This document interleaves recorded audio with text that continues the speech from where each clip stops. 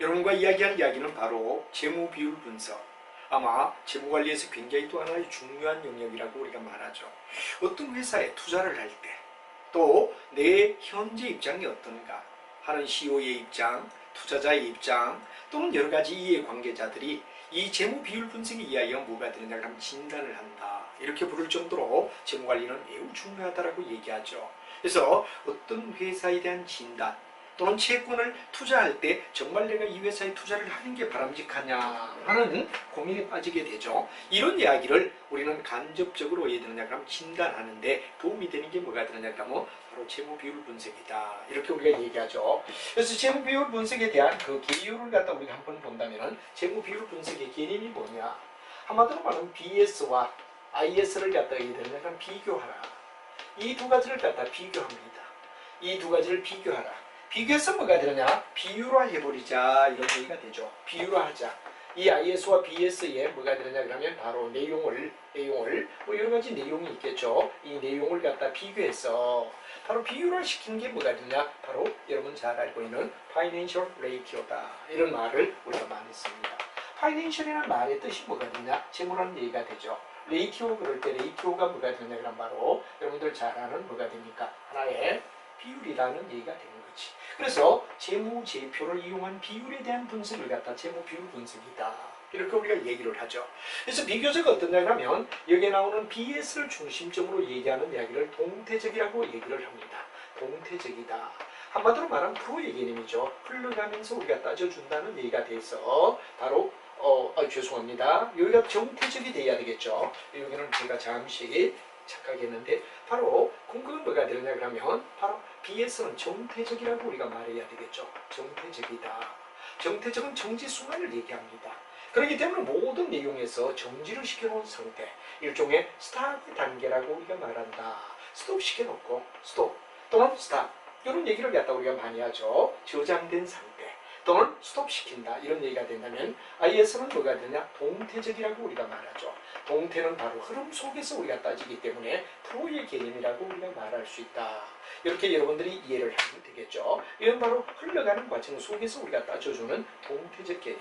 그래서 이 두 가지 바로 이용해서 정태와 동태라는 개념을 가지고 바로 회사를 갖다가 분석해본다. 비율화시켜서 어떤 판단을 내리게 한다.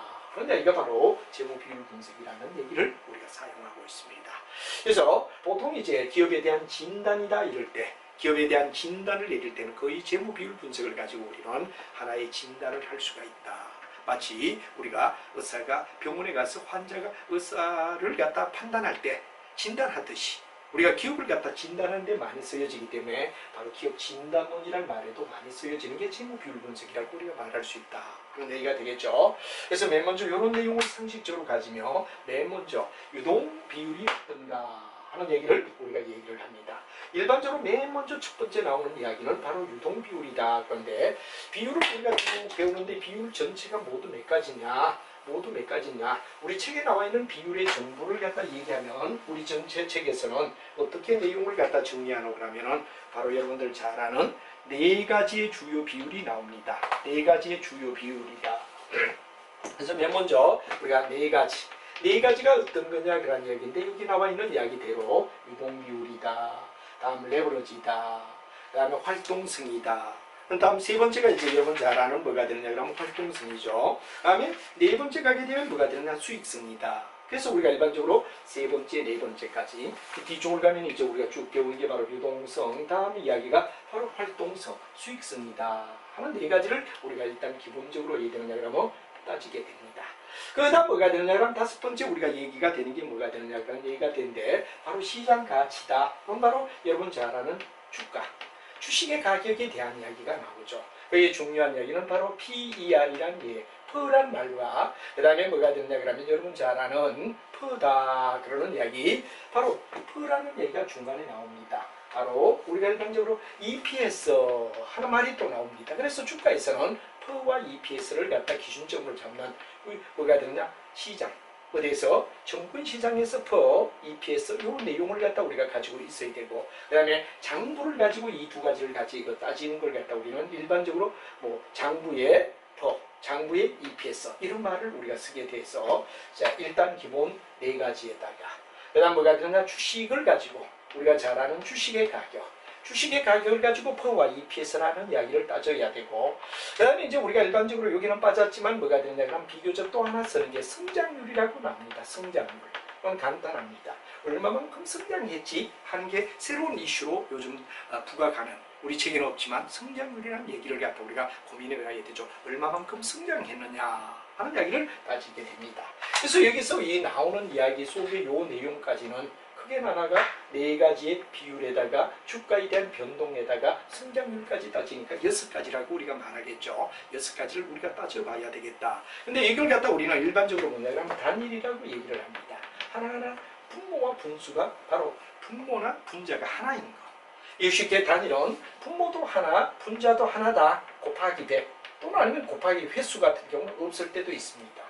이런 걸 갖다 단일 비율 분석이라고 우리가 얘기하고, 단일 비율에는 모두 몇 가지를 생각해야 되느냐, 여러분과 함께 6가지에 대하여 설명을 쭉 하게 되는데, 거기 바로 4가지, 우리 책에 나와 있는 4가지에다가 시장 가치라고 하는 건 주식의 시장 가치를 얘기하는 거죠. 5가지에다가 책에는 없지만 성장률이라는 이야기, 얼마만큼 성장했죠 하는 이야기를 얘기하죠. 그래서 우리가 일반적으로 성장률에 대한 이야기는 뭐 일반적으로 요즘 나오는 책 속에서 자주 등장을 합니다만, 자주 등장을 하는데, 예를 들면 어떤 거냐, 이런 얘기가 됩니다. 자, 전기에 얼마인데 금기는 얼마고 전기는 얼마였느냐, 그럼 전기와 금기에 대한 비교가 나옵니다. 물론 뭐 기준은 전기에 뭐를 기준으로 하느냐, 여기에 따라 뭐 전기의 순이익이면 금기의 바로 순이익과 전기 순이익의 차이, 성장된 거란 말이에요. 그래서 우리가 일반적으로 봤을 때 지난번과 이번에 그러니까 전기는 지난번 거, 금기는 지금이란 말이에요. 지금기란 말이에요. 그럼 예를 들어 여기 수익성이면 수익성 넣으면 수익성의 성장률이 되는 거지. 수익성의 성장률이 되는 거죠. 뭐 이런 등등 매출액을 넣으면 매출액을 여기에 넣었다 그러면 매출액의 성장률이지. 그래서 금기는 이번 기를 얘기하는 금기의 매출액, 전기 매출액을 빼라. 이 매출액의 성장을 얘기한단 말이에요.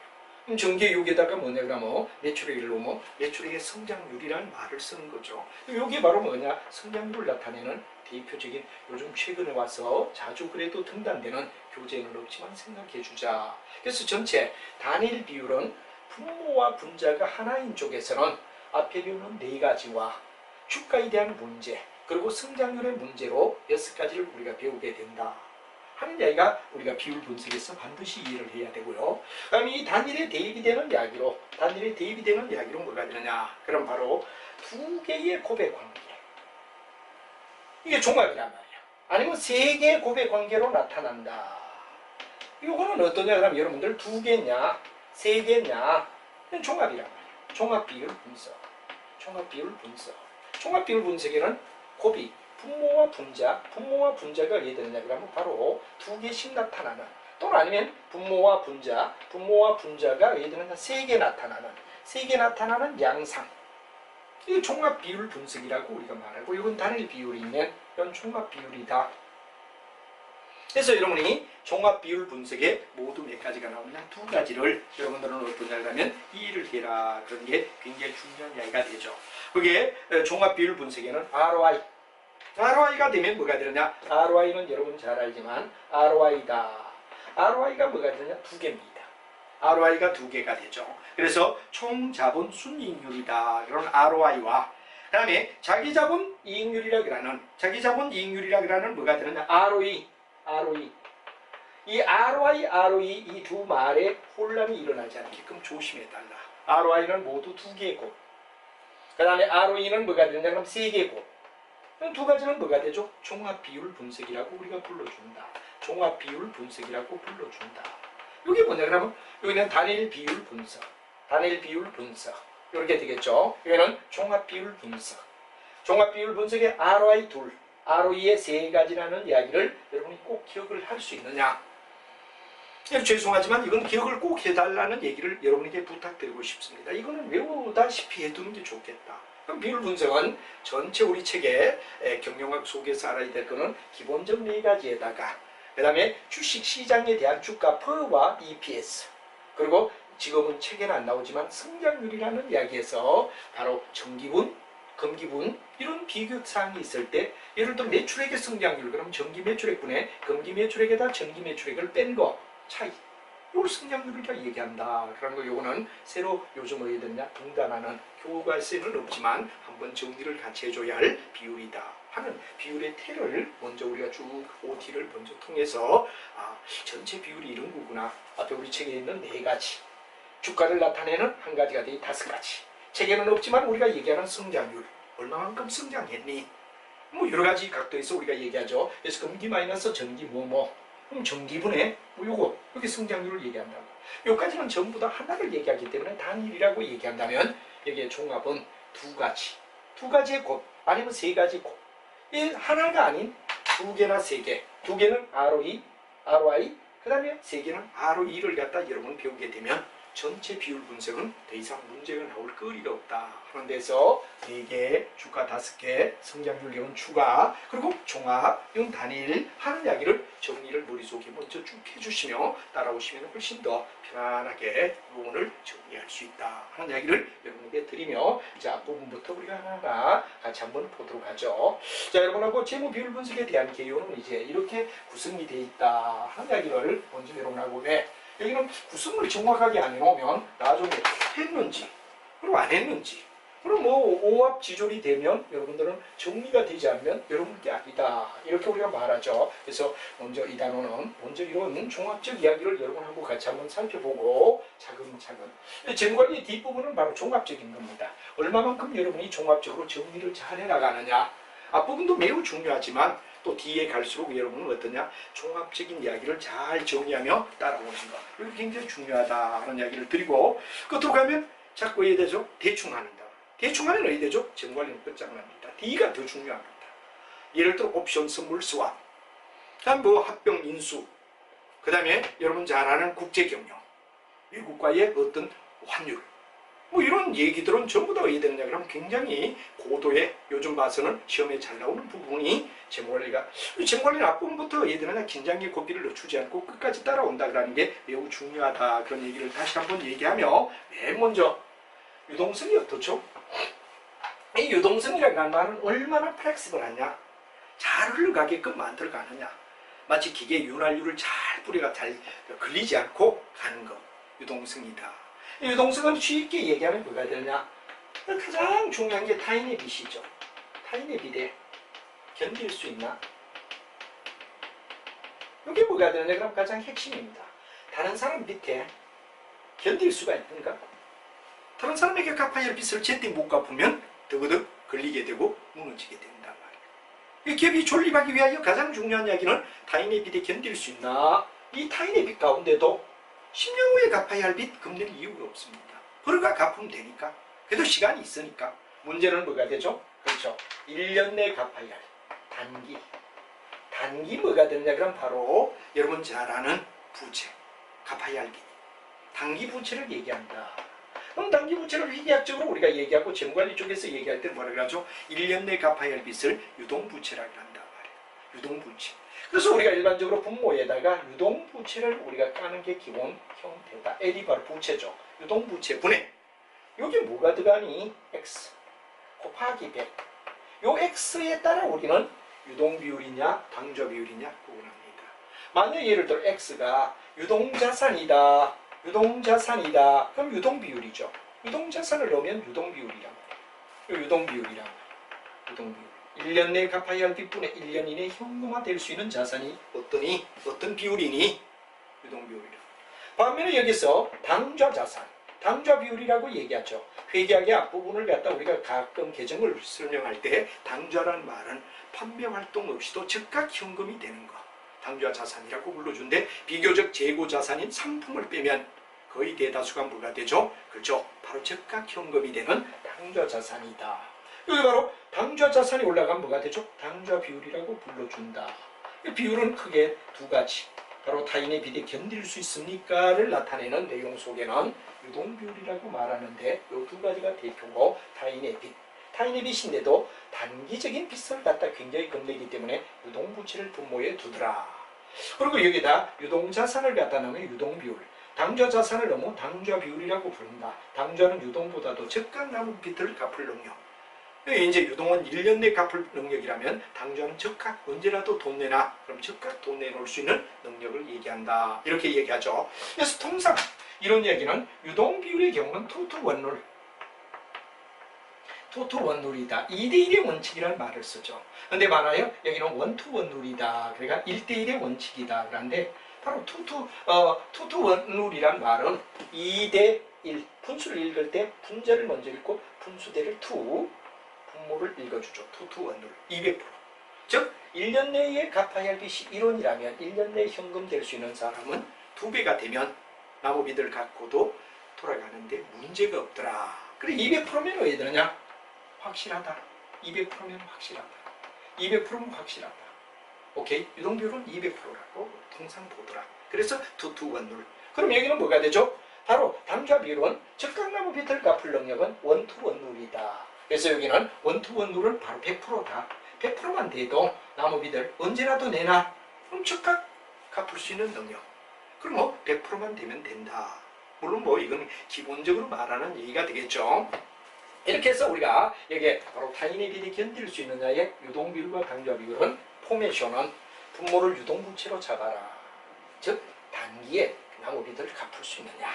여기 유동이 들어가면 유동비율, 당좌가 들어가면 당좌자산. 이렇게 우리가 얘기하고 200% 100%다 하는 이야기를 여러분이 알면 전혀 무리수 없이 유동비율과 당좌비율에 대한 이야기는 다 끝났습니다. 근데 이렇게 문제가 간단하게 요즘은 나오지 않고 만약에 문제를 변형시켜서 여러분을 괴롭힌다 이러면 어떻게 변형될 수 있느냐 하는 이야기를 여기서 한 번 더 보고 이 두 가지는 굉장히 시험에 잘 나오기 때문에 기본적으로 여러분이 최고로 잘 이해하는 게 중요하죠. 나무 빚을 못 갚으면 회사는 무너질 수밖에 없다. 그렇죠? 회사가 존립에 아주 영향을 주는 게 바로 유동비율이고 당좌비율이다. 즉각 나무 빚 갚는 거 당좌. 당좌 가장 확실하지. 언제나 돈 내놔 그럼 바로 줄 수 있는 능력. 바로 당좌 비율이다. 재고자산을 뜨는 거죠. 근데 여기서 이제 이 두 가지 문제 속에서 이제 우리가 바로 문제를 좀 더 어렵게 낸다면 어떤 형태를 내가지고 어렵게 내느냐 하면 바로 BS의 표를 줍니다. 이 표를 갖다 줘요. 제가 이제 회계 문제에 비슷하게 표가 쫙 나온단 말이에요. 그럼 여러분 어디에 되죠? 긴장의 고삐를 늦출 수가 없지. 근데 우리가 알아야 될 거는 이 BS를 비교할 때 우리가 그 땅 대다수가 유동성 배율의 원칙이라고 해요. 회계학에서 유동성 배율은 황금성이 빠른 것부터 기준점으로 잡아가 비율을 한다. 이게 유동성 배율이라고 해요. 부채도 빨리 갚아야 할 것부터 쫙 부채하고 그다음에 자본. 이렇게 보통 유동성 비율의 원칙에 의하여 BS를 갖다 비율하기 때문에 여러분들은 어떠냐 그러면 이 표를 줄 때는 이 부채 쪽과 자산 쪽에서 유동부채, 예를 들어 유동부채를 갖다 결정짓는 변수는 뭐죠? 사채입니다. 이 사채는 본드라고 얘기하고 회사가 발행한 채권을 얘기하는데 사채위까지가 거의 통상 사채위가 뭐가 되죠? 유동부채를 얘기합니다. 사채를 닦아. 근데 100%는 아니니까 여기에다 사채위 한번 봐봐. 장기 차입금, 아이고 하나 더 올리자. 장기가 붙으면. 하나, 예를 들어 외상매입금이다. 그러면 당연히 1년 이내 어떻게 되죠? 우리가 갚으면 되는 거. 유동가치. 그래서 사채위까지를 끄라. 여기까지 합하면 이건 유동부채입니다. 사채가 기준입니다. 사채. 그 다음에 여기는 어떻게 되죠? 유동자산의 경우는 상품까지. 통상 상품까지 가면 뭐가 되죠? 유동자산의 전부다. 그런데 만약에 예를 들어서 요 밑에 하나 더 상품 밑에도 우리가 볼 필요는 있는데 여기까지 보지 않더라도 상품까지 들어오면 거의 어디 되느냐? 유동자산입니다. 그럼 유동부채분의 유동자산이 되면 200% 유동비율이 됐다. 당좌일 때는 여기다 뭐를 빼면 되느냐? 상품을 빼라. 상품 빼면 거의 어디 되죠? 당좌입니다. 즉각 판매 활동 없이도 되는 당좌. 그래서 우리가 사채 위까지 끊어 여기까지 유동부채. 상품까지 꺾어. 그럼 이건 뭐냐? 유동자산. 요거 대 요거는 뭐가 되죠? 유동비율. 만약에 상품만 빼라. 뭐가 되죠? 당좌비율. 100%면 된다. 뭐 이런 내용을 이해하시면 여러분이 훨씬 더 나중에 만약에 BS 표를 주면 물어라. 이럴 때 여러분이 대응 조치가 될 거 아니냐 하는 이야기를 여러분에게 설명을 하고 바로 유동비율, 당좌비율 우리는 충분히 나무 빚을 갚을 수 있는 적극적 능력을 얘기한다 하고 바로 있습니다. 그래서 여러분이 왜 들었냐 그러면 유동비율 속에서도 우리 책 속에서 본다면 바로 짧은 기간 내에 짧은 네가 내 남의 돈을 갚을 수 있는 능력을 말한다 하는 말에 세 번째와 네 번째 줄을 끄면 바로 유동비율의 개념을 알았고, 당좌비율은 유동자산 속에서도 자산, 재고자산, 즉 팔아야 할 상품을 뺀 나머지, 그리 팔지 않고도 바로 나무비들 갚을 수 있다. 즉각 나무비들 갚을 능력. 유동비율보다 높고 당좌비율이 낮은 것은 재고자산이 많다는 걸 의미한다 그랬는데, 이런 이야기를 이해한다면 유동비율, 당좌비율 다 알았다. 타인에 비대 견딜 수 있는 능력. 핵심은 유동부채. 유동자산으로 대비하면 유동비율 200% 대입되고, 상품을 뺀 당좌가 될 때는 즉각 나무비들 갚을 능력을 얘기하는데 100%를 통상 얘기하더라. 그래서 유동비율과 당좌비율에 대한 내용을 알고 공식까지도 우리가 이해를 했고, 특히 유동자산 속에 재고자산을 뺀 것, 상품을 빼라는 얘기지. 그러면 즉각 돈이 되는 이런 자산을 당좌자산이라 부른다. 회계 때 배웠던 당좌 개념 이해를 하시면 됩니다. 이렇게 해서 이제 유동성 비율은 뭐 충분히 이해가 되고, 분모는 유동부채, 그 다음에 분자가 뭐니? 유동자산이 된다, 유동비율. 당좌자산이 된다, 당좌비율. 바로 유동에서 재고를 빼면 당좌자산이다 하는 걸 여러분이 이해를 하시면 충분히 이해가 된다는 얘기가 되겠습니다. 자, 그럼 이번에는 레버리지다 이럴 때 레버리지 비율은 뭐를 얘기하느냐? 뒤쪽에 우리 앞에서 배웠을 때 영업 레버리지, 재무 레버리지, 결합 레버리지, 그리고 이 두 가지의 고백 관계가 뭐가 되느냐? 결합 레버리지라고 얘기했죠. 바로 영업의 고정비의 개념은 영업 레버리지였어. 이자나 부담을 갖다 세금은 뭐가 되느냐? 채무 레버리지라 그랬어. 두 가지를 곱하면 결합 레버리지다 하는 이야기가 앞쪽에 우리가 배웠죠. 그럼 여기서 중요한 이야기는 레버리지는 거의 여기서는 앞에 배웠던 무슨 레버리지를 얘기하죠? 채무 레버리지를 얘기하고 있다. 통상 채무 레버리지. 채무 레버리지는 바로 잘 알지만 뭐가 되느냐? 이자죠, 이자. 이자를 제때 줄 수 있느냐? 그다음 세금이 어디에 되느냐? 이 문제가 뭐가 되느냐? 재무의 가장 핵심적 이야기가 되며, 이자를 갖다 준다는 말은 바로 부채, 빚이다 이거죠. 빚의 영향을 갖다 우리는 이자를 줘야 할 내용이다. 이게 뭐냐? 그럼 바로 빚이 부채 비율을 얘기하고 이자 보상 비율이라는 두 가지로 얘기를 한다. 이게 아주 중요한 이야기가 되죠. 그래서 바로 레버리지 비율의 여기에 중요한 이야기는 바로 자기 자본에 대하여 타인 자본이 어느 정도냐? 핵심은 바로 그 얘기죠. 바로 중요한 이야기는 부채가 어느 정도냐? 부채를 얘기한다. 그래서 우리가 일반적으로 봤을 때 이게 굉장히 중요한 이슈는 부채를 얘기하고 채무 레버리지를 얘기한다. 그런 데서 이자와 세금을 갖다 법인세를 우리가 고민해야 되는데, 이자를 준다는 말은 바로 자기 자본이 얼마냐? 근데 우리가 남에게 빌린 빚이 어느 정도 되느냐? 타인 자본이지. 요 정도를 갖다 우리는 일반적으로 나타내는 게 뭐가 되죠? 바로 채무의 레버리지. 일종의 뭐가 되죠? 자기 자본분의 타인 자본이 어느 정도의 타인 자본에 의존을 하느냐? 그럼 타인 자본을 의존하면 자연지 뭐가 됩니까? 이자가 얼마 나가서 부담을 주느냐? 이자 준 거 채무 레버리지죠. 바로 여러분들 잘 아는 여기 레버리지 앞에는 채무라는 말이 생략됐다. 이렇게 봐주시면 좋겠죠. 자, 결국은 뭐가 되느냐 그러면 바로 여기에 레버리지 비율은 자기 자본이 얼마인데 타인 자본이 얼마냐? 소위 말해서 이자를 얼마나 좀 부담을 느끼느냐 하는 이야기가 부채 비율이다. 그래서 우리가 일반적으로 봤을 때 자기 자본분의 타인 자본의 비율을 갖다 우리가 얘기할 때 일종의 뭐가 되느냐 하면 바로 부채 비율을 얘기한다 하는 얘기가 되고, 부채는 작을수록 좋은 거죠. 그러나 문제는 부채를 너무 안 빌려 쓴다 그럴 때는 기업이 어떻게 되죠? 바로 자기 돈만 가지고 운영하기는 어렵기 때문에 적정한 부채 비율을 가지고 나가야 된다. 경기가 좋을 때는 부채 비율이 높은 게 좋아요. 경기가 나쁠 때는 부채 비율이 낮은 게 좋다. 나무 돈을 활용해서 그래도 돈을 벌어야 되기 때문에 그런 이야기다. 이런 얘기가 되겠죠. 그 다음에 이자 보상 비율이다. 그럴 때 우리가 알아야 할 거는 이자 보상 비율은 바로 여러분들 앞쪽에 배웠던 재무 레버리지 이야기를 갖다 조금 생각을 하며 우리가 쭉 한번 앞에 배웠던 내용을 연결을 시켜주는 게 좋겠다 하는 말을 여러분에게 쓸 수가 있습니다. 자, 앞쪽에서 제가 레버리지를 얘기할 때 레버리지는 탄력적이다. 남녀의 사랑에서 50대 50의 사랑을 할 때는 아름다운 사랑이 되지만 한쪽으로 편중하면 너무나 치명적이 된다 하는 이야기를 레버리지 얘기할 때 남녀의 사랑에 비유하며 탄력적이다, 지렛대와 같다, 뭐 이런 얘기를 했죠. 그때 제가 얘기했던 게 바로 이겁니다. 자, 장사를 해서 매출액이 있다. 매출액이 있으면 당연히 뭐가 되느냐? 영업이익이 나와야 된단 말이야. 그러면 매출액 다음에 우리가 말하는 게 영업이익이다. 이렇게 우리가 얘기를 하겠죠. 그럼 매출액이 있는데 영업이익을 갖다 못 내고 무너질 수 있는 게 뭐죠? 바로 여러분 잘 아는 고정비라는 얘기를 갖다 있습니다. 만약에 예를 들어 고정비는 어떤 거냐? 예를 들어 집세. 집세를 만약에 못 준다. 문 닫아야 되지. 종원이 급료를 제때 못 준다. 문 닫아야 되지. 그래서 우리가 이 고정비의 개념 속에서 굉장히 중요한 이야기가 바로 임대료라든가 임차료라고 얘기해야 되겠죠. 임차료와 그 다음에 종업원의 월급인 임금을 갖다 우리가 얘기하는데 이걸 갖다 우리는 고정비가 어디 되느냐? 너무나 치명적이다. 그래서 이 고정비를 갖다 우리는 뭐라 하냐? 연금의 레버리지라고 우리가 얘기를 했습니다. 연금의 레버리지. 바로 매출액이 영업이익을 내기 위해서는 이 고정비가 치명적이고 이게 있을 때 사업은 계속해서 영업이익을 낼 수 있다. 이런 얘기가 되겠죠. 근데 만약에 왜 되느냐? 그 다음은 뭐가 되느냐? 바로 여러분 잘 아는 영업이익이 순이익이 되기 위해서 순이익을 내기 위해서는 그 다음 단계 영향을 주는 치명적인 게 뭐가 되죠? 바로 여러분 잘 아는 이자. 아까 얘기했죠? 세금. 이자나 세금을 못 내게 되면 자기에게 뭐가 되느냐? 순이익이 들어올 수 없다. 이런 얘기가 되죠. 이걸 갖다 우리는 재무의 레버리지라고 얘기한다. 이런 말을 앞쪽에 레버리지 할 때 우리가 얘기했습니다.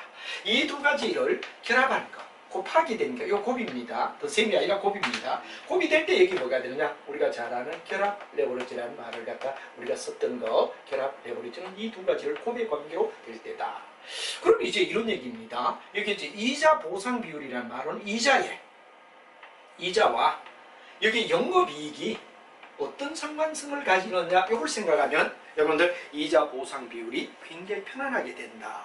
그럼 어떻게 되죠? 그렇죠. 이자 비용 분해. 여기는 굉장히 중요한 게 분모가 이자니까 이자 비용 분해. 그다음 뭐가 되느냐? 그 앞에 있는 영업이익. 소위 말해서 뭐가 되느냐? 이자 비용보다 영업이익이 몇 배로 크냐? 이게 높다면 현재 이해되죠? 이걸 갖다 우리는 뭐라 하냐? 이자 보상 비율이라고 얘기한다 하는 말이 되겠습니다. 그래서 이자 보상 비율은 궁극은 뭐를 갖다 이자 비용을 분모해 놓고 영업이익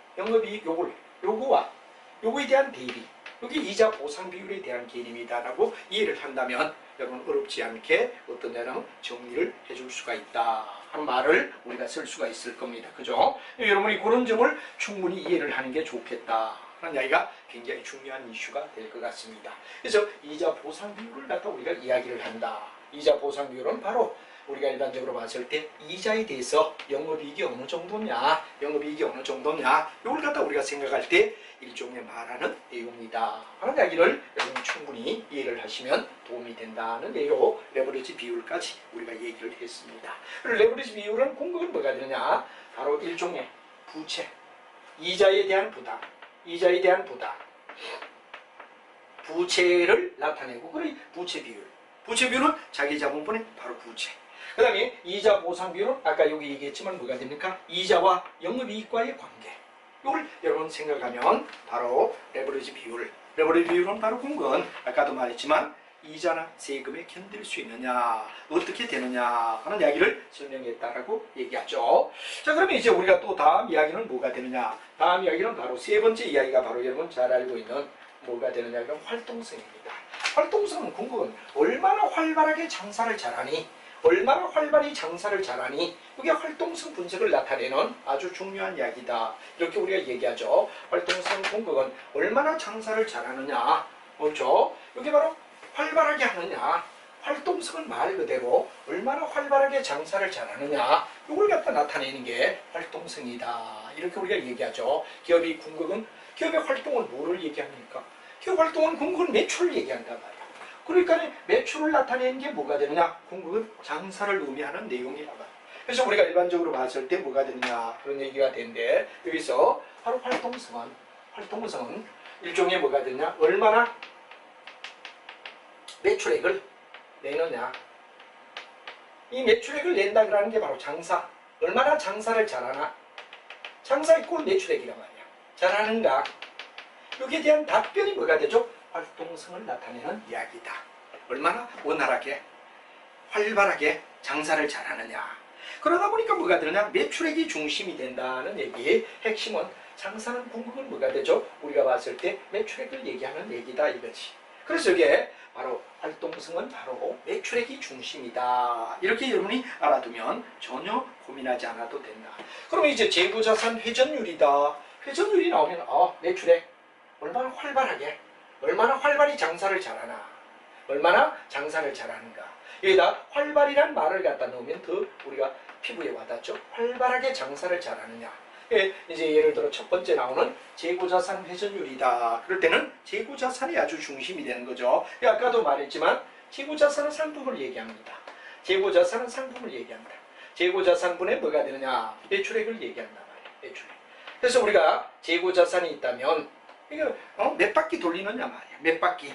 여기 회전율은 몇 바퀴라는 얘기가 되죠. 그러니까 재고자산을 갖다 몇 바퀴 돌리느냐 하는 얘기가 바로 우리가 봤을 때 재고자산 회전율 또는 상품 회전율이라는 말을 쓰기도 합니다. 이걸 상품 회전율 또는 일명 재고자산 회전율, 재고자산 회전율 똑같은 말이 되겠어요. 근데 여기서 이제 재고자산을 어떻게 우리가 계산하죠? 가끔씩 이제 응용으로 더 의의된다면 증가시켜 버리면 문제를 좀 어렵게 만들면 이렇게 재고자산분의 매출액 그리고 재고자산을 안 줘. 이때 이 재고자산은 뭐가 되죠? 바로 기초에다가 기말을 더하여 2로 나누어라. 이게 뭐가 되죠? 평균재고가 됩니다. 기초재고에다가 기말재고를 더하여 기초와 기말을 둘 더하여 2로 나누면 평균재고가 나온다. 이 평균재고를 갖다가 여기에다가 우리가 재고자산에 넣을 줄 아느냐, 이게 또 어떤 데를 하면 굉장히 중요하죠.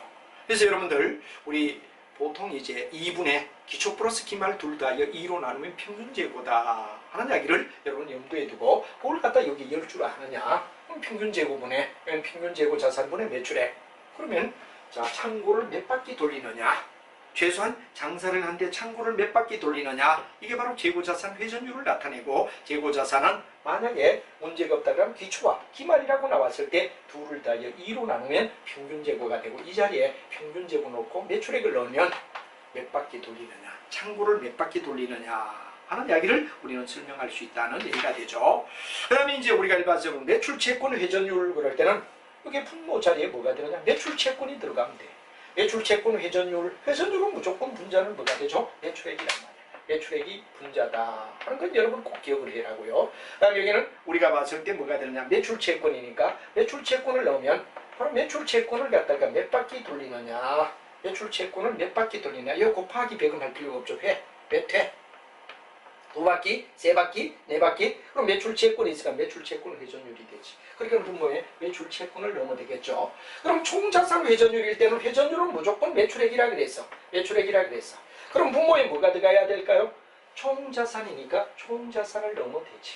총자산일 땐 총자산을 넣으면 되죠. 곱하기 100은 하지 않고 횟수 몇 회다, 이런 얘기로 우리가 얘기하는데, 이게 바로 여러분 잘 아는 총자산 회전율이다. 그래서 여기는 전부 다 횟수가 많으면 많은 만큼, 많으면 많은 만큼 좋다 하는 이야기로 회전율은 무조건 매출액을 얘기한다 하는 걸로 매출액을 분자에 의존하기랑 놓아라. 분자에 놓아라. 그리고 재고자산? 그럼 재고자산 넣으면 돼. 매출채권? 그럼 매출채권 넣으면 돼. 총자산? 그럼 총자산 여기에 넣으면 된다 얘기가 되고, 단 재고자산이 될 때는 기초에다 기말을 둘 다 2로 나눈다 그러는데, 여러분 유념해달라. 2를 갖다 나눈다는데 유념해야 된다는 게 아주 중요한 이야기다 하는 이야기를 여러분 머릿속에 알아야 되고, 회전율은 무조건 매출액이다, 매출액이다, 매출액이다. 재고자산, 재고자산을, 매출채권, 매출채권을, 총자산, 총자산을. 단 재고자산은 2에다가 기초재고와 기말재고를 둘 다 하여 넣는 경우가 있다 하는 이야기를 알면 충분히 여러분이 이해가 됐다 하는 말로 설명을 드릴 수가 있겠습니다. 자, 그러면 이제 네 번째 나오는 이야기, 네 번째는 바로 수익성을 나타낸다 그랬죠. 수익성을 나타낸다. 근데 수익성은 뭐냐? 단 조심할 거는 회전율은 몇 회가 되기 때문에 절대 곱하기 100을 하면 안 돼. 300% 퍼센테지 바퀴, 세 바퀴죠. 근데 300% 퍼센테지 바퀴, 이 말은 없단 말이에요. 그래 곱하기 100을 하지 않는 게 뭐죠? 활동성이다. 몇 바퀴 돌리죠? 두 바퀴, 세 바퀴. 이런 바퀴 수가 나오는데 곱하기 100을 할 이유가 없다는 얘기를 여러분이 머릿속에 알아두시면 된다는 얘기가 되죠. 그다음에 이제 오늘 네 번째 기본 비율에 나오는 바로 수익성이라는 말은 뭐가 되죠? 수익성은 말 그대로 순이익이 얼마냐, 순이익을 얼마냐, 얼마만큼 버느냐, 순이익이 가장 중요합니다. 그럼 여러분 잘 알지만 여기는 굉장히 중요한 게 순이익을 우리는 생각해 줘야 된다는 얘기가 중요한 이야기가 되죠. 순이익을 분자에 놓아라. 그래서 이제 일반적으로 이게 순이익을 분자에 놓고 분모에 뭐가 들어가느냐 곱하기 100. 여기 뭐야? 이익률이기 때문에 뭐가 되느냐 그럼 바로 퍼센테이지가 돼가 100%. 회전율은 바뀌니까 곱하기를 절대 하지 않는다. 아까 회전율은 절대 어디다가 몇 회가 되기 때문에 곱하기 100을 하지 않고 그대로 몇 바퀴 이렇게 되지만 수익률은 몇 프로가 되기 때문에 100. 다른 다 비율은 앞에 배웠던 뭐 예를 들어서 에버리지 비율, 그 다음에 여러분 잘 아는 유동성 비율 다 곱하기 100이 들어가요. 그러나 몇 바퀴라는 활동성에 대해서 회에 대해서는 곱하기를 하지 않는다라는 100을 하지 않는다는 거고 요 나머지는 100을 다 해야 됩니다.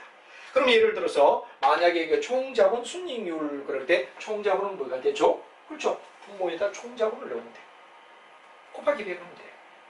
총자본분의 순이익이다.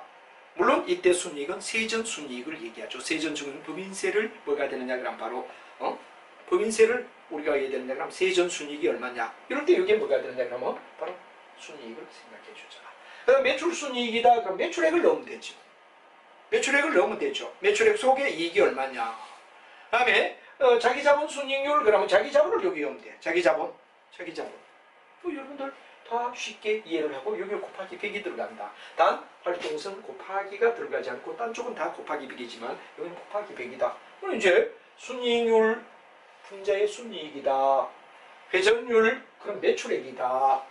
그 다음에 아까 레버러지다 그럴 때는 레버러지는 부채 비율을 얘기한다. 그러니까 우리가 중요한 거 바로 이자와 이제 그 내용이다 보니까 뭐가 되느냐 그러면 일종의 하나의 뭐를 생각해 줘야 되느냐 자기 자본분의 타인 자본이 얼마냐 여기 되고 이자 보상 비율은 이자와 영업이익을 우리가 비교하는 거 단계 생각하면 제가 얘기했던 그것만 좀 생각해 줘라. 그 다음에 유동비율 당좌비율은 유동부채를 갖다 분모에 놓고 유동자산 들어가면 유동비율. 만약에 예를 들어서 당좌가 들어가면 당좌자산이다. 이런 것만 기본적으로 탁탁 외우면 전혀 문제가 없다. 수익성은 순이익을 놓고 총자본 놓고 매출액을 놓고 자기자본 놓고 곱하기 100 하면 수익성을 나타낸다. 요 네 가지가 우리가 일반적으로 봤을 때 기본 비율이다 하는 말을 여러분이 머릿속에 꼭 기억을 해주시면 되겠다. 이런 얘기가 되겠죠. 그리고 이제 중요한 이야기가 시장. 시장이라는 말의 뜻이 뭐냐? 여기 중요한 시장이라는 말은 바로 주식시장을 얘기합니다. 아까 제가 얘기할 때 주식시장이라는 말을 했죠. 주식시장에서 어떤 내용을 얘기하느냐 하는 얘기를 갖다 하는데 주식시장이면 뭐가 되느냐? 주가 수익률이라고 불러주고 만약에 장부에서 따진다 그러면 주가 장부 비율이라는 말을 씁니다. 단 차이는 이게 바로 주식시장에서 따지겠다. 이건 뭐냐 그러면 여기 바로 부이란 말이 나오죠. 장부를 근거하겠다. 장부 근거냐 주식시장 근거냐에 따라 우리가 주가 이런 말을 쓰고 이거는 장부, 주가 대 장부 이런 말을 쓰는 거. 이것만 여러분 유념하면 되죠. 자 여기서 우리가 조심해야 될 건 뭐가 되냐 이 PER을 갖다 공부할 때 이거는 PBR이라 그러고 이건 PER이다 하는 요것만 여러분 차이점으로 알고 이건 장부, 이거는 주식시장 이것만 알면 되는데 먼저 우리는 뭐냐 그러면 EPS를 갖다 먼저 생각해야 된다. earn per share. 한마디로 말하면 한 주가 버는 돈이 얼마냐 한 주가 버는 돈이 얼마냐를 우리는 바로 EPS라고 얘기합니다. 이거는 순이익을 자기들이 어떤 순이익을 주식수로 주식 총수로 나눠라. 그럼 한 주가 버는 돈이 얼마다 그런 얘기가 나와요 안 나와요? 나온단 말이에요. 여긴 EPS예요. 그럼 EPS에 대하여 EPS가 나왔다면 이 EPS가 주가와 어떤 관계냐 EPS에 한 주가 버는 돈의 몇 배로 주가가 형성이 되느냐를 퍼라고 말한다 하는 이야기. 요것만 여러분 순서를 꼭 알아두세요. 바로 순이익을 주식의 총수로 나누면 한 주가 버는 돈이 얼마인가를 우리는 알 수가 있다. 이게 뭐냐 그럼 바로 EPS고 EPS분의 주가가 이 되는 애가 퍼가 되고 만약 장부를 넣으면 이건 뭐가 되죠? PBR이 되는 이야기가 되겠지. 장부 속에 따지느냐 시장에서 따지느냐 이 두 가지만 여러분이 이해를 한다면 전혀 우리는 무리수 없이 뭐를 갖다가 그렇죠? 바로 주식시장에 일어나는 주가 퍼를 앞서서 EPS는 주식 총수의 순이익. 이거는 퍼를 구한 놈을 갖다가 표를 구할 때는 EPS분의 주가. 근데 이건 장부를 근거로 해가 부를 기준하면 PBR. 이것만 안다. 그럼 여러분이 전혀 고민할 이유가 없다 하는 이야기가 되겠죠. 그래서 여러분들이 거기에서 우리가 이해를 갖다가 뭐 장부냐 아니면 발행한 우리가 일반적으로 봤을 때 주당 순이익 그럴 때 바로 EPS를 얘기하는 EPS분의 뭐가 되느냐 바로 일종의 주가. 이게 바로 퍼를 나타내는 이야기다 하는 이야기만 여러분이 알면 되고, 장부를 기준할 때는 주당 장부 가격이냐 주당 장부 가격이냐 아니면 뭐가 되느냐 주당 장부 가격이 없다면 발행 주식 수에다가 뭐가 되느냐 그럼 자본에다 유보이익. 이게 바로 여기 나오는 퍼와 같은 개념인데 PER이 되게 PBR이 되겠죠. 바로 여기를 얘기하는 이야기다 하는 이야기를 이해를 하시면 됩니다. 자, 그러면 이제 여기 5가지를 우리가 얘기를 했고, 단지 여기서 더 추가를 한다면 바로 6번째로 추가한다면 성장률이라는 말을 갖다 썼습니다. 성장률. 이게 책에는 없지만 여러분이 알아두면 바로 이건 뭐가 되느냐 전기, 그 다음에 뭐가 되느냐 금기 마이너스 전기. 이게 뭐가 되느냐 내용은 똑같습니다. 만약에 매출 성장률 그러면 전기 매출액분에 금기 매출액에다 전기 매출을 빼라. 지금 바로 매출액 성장률이 되죠. 순이익 성장률 같으면 전기 순이익에다가 금기 순이익에다가 전기 순이익을 빼면 바로 순이익의 증가율, 성장률. 요거 여러분들 털을 갖다 이해하면 어디 되느냐 성장률에 대한 이야기까지도 우리가 충분히 이해를 한다 하는 말이 되겠죠. 그래서 이제 요까지 이야기가 되고, 그 다음에 이제 문제는 뭐가 되느냐 유용성은 장점입니다. 반면에 뭐가 되느냐 그러면 문제점은 단점이다 이렇게 보면 되죠. 그래서 여러분이 맨 먼저 나온 게 간단하고 쉽다 이런 우리가 5가지를 갖다 배우고 요 성장률까지 가면 6가지인데 바로 비율 분석의 유용성은 뭐냐? 간단하고 이해가 쉽고 재무관리를 공부하지 않는 사람도 이해하기 좋다, 이해하기 쉽다가 1번입니다. 의사결정을 위한 뭐가 되느냐 자료 수집이 거의 필요 없다. 장부만 가지고 우리가 따지면 된다 이거죠. 그래서 우리가 바로 여기는 자료 수집이 거의 필요 없다.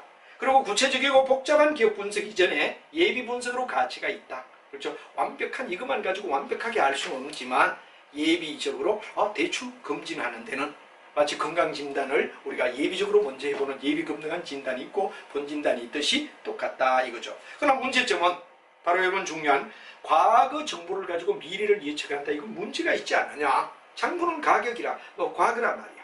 과거에 의존해서 미래가 똑같다라 그러는 건 그 문제점이다. 그 다음에 우리가 일반적으로 이 비율 분석의 평가가 되는데 회계기간이나 여러가지 변화가 충분한 상황을 반영해주지 못한다. 회계 처리 방법에 따라 또 다르다. 회계학을 배울 때 예를 들어 감가상각을 갖다 정리하느냐 정률하느냐 여기에 따라 다 달라. 이중체감법 하느냐 아니면 뭐가 되느냐 그러면 연수합계법을 쓰느냐 따라 다를 수 있다 이거죠. 그리고 표준 비율을 잡아가 200% 100% 근데 이게 꼭 정확하냐? 정확하지가 않다 그러는 이야기가 바로 표준 비율을 정하는데 어려움이 있다.